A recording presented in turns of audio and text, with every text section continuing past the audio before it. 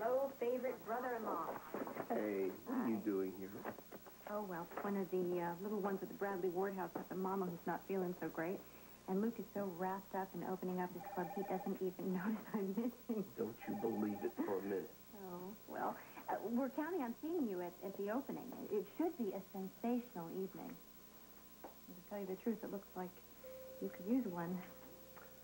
Don't it, though? Oh, come on now. What's up? We had one of our sessions with Kevin this morning. Ouch. It's more than ouch. Kevin swears that in order to move forward, we have to move backward, and I swear that sometimes it feels like we're just going around in circles, and it's all about the same thing. It's just a blame game. Yeah, well, that's a hard one to let go of. Yep. Every time that it feels like Bobby is about to accept some responsibility, she just can't quite do it. And today's culprit was Lucy. Can you imagine that? Like I want to waste my time and my money discussing Lucy Cole in therapy. Lucy? Yeah. Apparently, she's the reason for all our problems, you see. And because of her bet with Damien, and every time I tried to just get a little bit rational with it, suddenly Bobby says, well, you know, you're defending Lucy, and you and Kevin are ganging up on me, and she left in a huff, and... Oh, no. And, the middle of the session, you figure it out. Maybe I can. So I burst right out of therapy. L&B Records, huh? Yeah, well, Sonny figures it's time for me to start learning some of the business angles. Right. And think of the jump you'll have on all those spuds slaving away in college. Yo, Luke! Got a present for you. You're the long little doggies. Oh, man, that's ugly. Yeah, but it's primo. Great hunk of beef. Would you mind? Yeah, thanks. Yeah. Okay, how much is your generosity gonna cost me? Nothing. Man owed me a favor. Big favor. Big man. And besides, what's a guy like me gonna do with a quarter of a cow? Oh, got something else for you. I can hardly wait. Hey, Gino! What do you think he wants? I know what he wants. He wants a job. Take a look at this. Holy cow, this guy wasn't kidding. The cow. Oh, move them up and get them out here, Pilgrim. Here you go. That's another favor?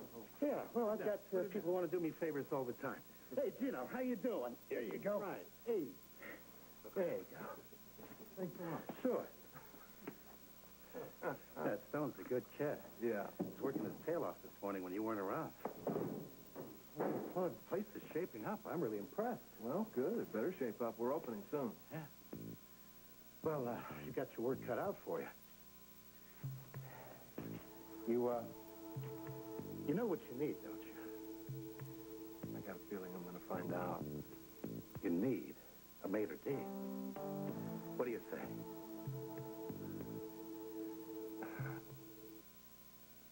I'm here, you know. It's just a nice blues club in Port Charles. Yes, I know. But there's your basic blues dive, or there's your classy uptown nightclub. It's up to you. Well, I'm talking classy, but casual. Well, who's going to meet and greet your customers? That would be me. You're joking.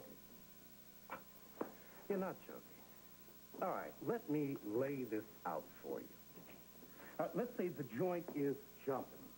You're overbooked by maybe half a dozen tables, and you're praying for a cancellation. Your artist is complaining about the size of his dressing room and the quality of the champagne, which, by the way, he's not paying for. And then somehow someone gets a hold of a bad piece of fish while Gino is in the kitchen weeping his eyes out because he's got marital problems. I'm going to kill myself now. Well, sure, look, it's a worst-case scenario, but it could happen. And who's going to watch the door while you're dealing with these crises? Who's going to know your high rollers from your regular Joes when they walk in without a reservation? I mean, I don't care how good you are. You can't do it all by yourself, Luke. You need someone who's been there. Someone you can trust to handle things the way you would. I'll think about it. You open soon. I said I'll think about it. Where do I reach you? I can reach you. I'll come by tomorrow. Okay. Thanks for the beef. My pleasure. Hey, Stone, try to talk some sense into your boss, will you? Hey, good seeing you, Gino. Sure. Bye-bye, guys. Sure.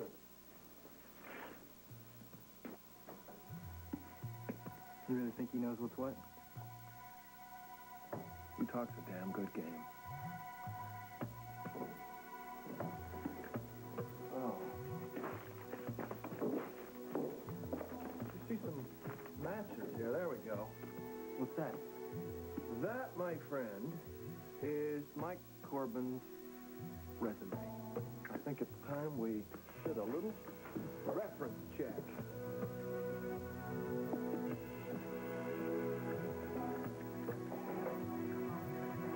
Imagine how Bobby must have felt walking into our house and finding us having dinner with Lucy and Kevin.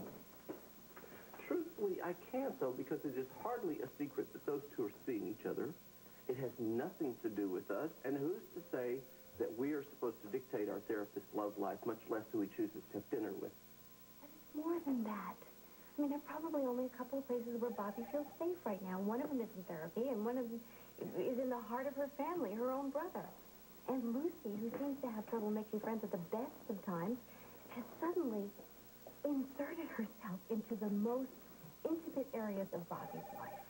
It's her support system. I mean, she's got to feel like the bottom is dropping out of her world. All right. I can see some truth in that, but I still think that Bobby is using that as an excuse for not working things out, just so she can put the blame on somebody else. Stop it, Tony. You're doing the same thing. Aren't you blaming her?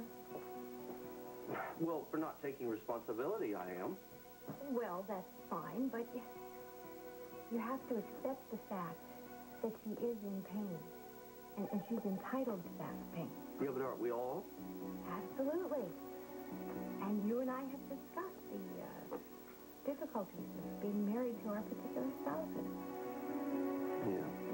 It's called the Spencer curse. No. Really, I think that this is the most difficult part of any marriage. Accepting your mate for who they are.